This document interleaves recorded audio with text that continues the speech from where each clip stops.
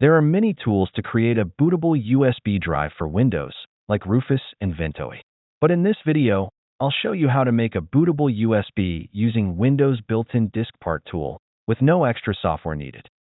Before we start, please plug in your USB drive. It should be at least 8 GB.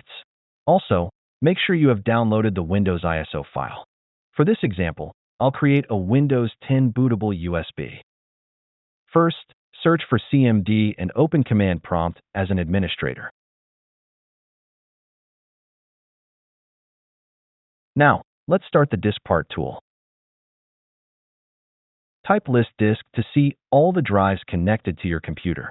You can find your USB drive by its size. For example, my USB drive is disk 1. Now, select your USB disk by typing select disk followed by its number. This command will erase everything on your USB drive. Please note that selecting the wrong disk can erase all of your data, so select it carefully. Next, set the disk style to MBR. This will allow it to work with both UEFI and older BIOS systems. Now, create a new partition and set its size to 8 GB. Select the new partition you just created. Format the partition using the FAT32 file system.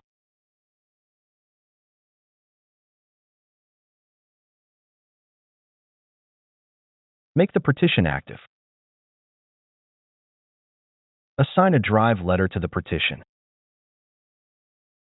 Get the list of all partitions in the computer.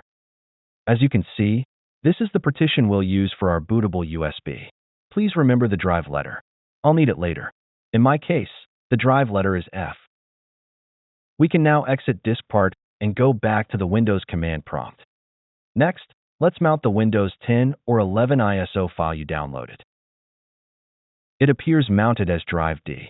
Let's remember this drive letter. In the command prompt window, go to the boot folder inside the mounted ISO drive.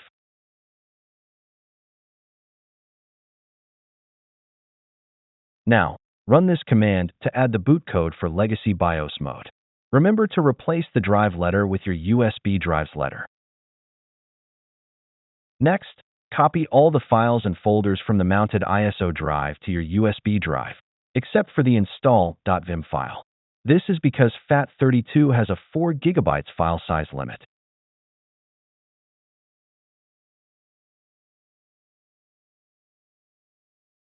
Finally, split the install.vim file and put it into the sources folder on your USB drive. Don't forget to change the drive letters to match yours. This process will take a few minutes, so please be patient. Once it's done, you can use this USB drive to install Windows on other computers.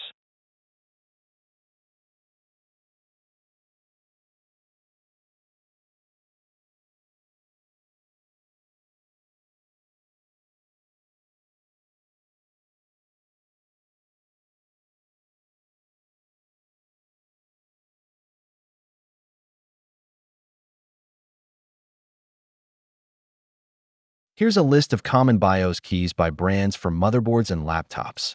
Right after turn on or restart your computer, press the designated key repeatedly until you enter BIOS setup or boot menu.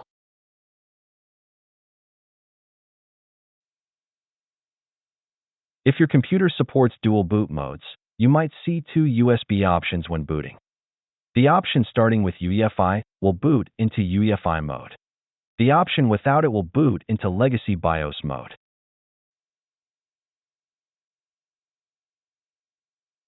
As you can see, the USB can boot into UEFI mode to install Windows.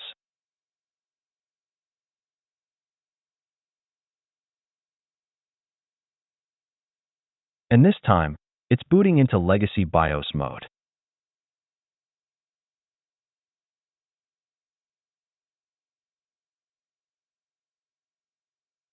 As you can see, the USB supports booting in both BIOS modes.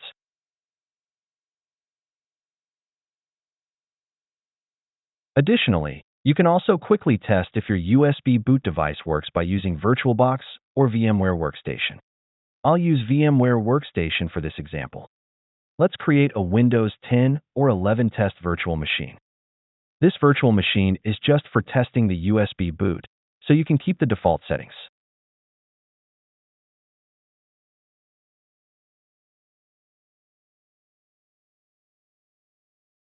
After it's created, instead of starting it right away, go to the Power menu and choose Power On to Firmware. The virtual machine will now start directly into its firmware settings, similar to BIOS. Now, right-click on the VM tab and connect your USB drive to the new virtual machine.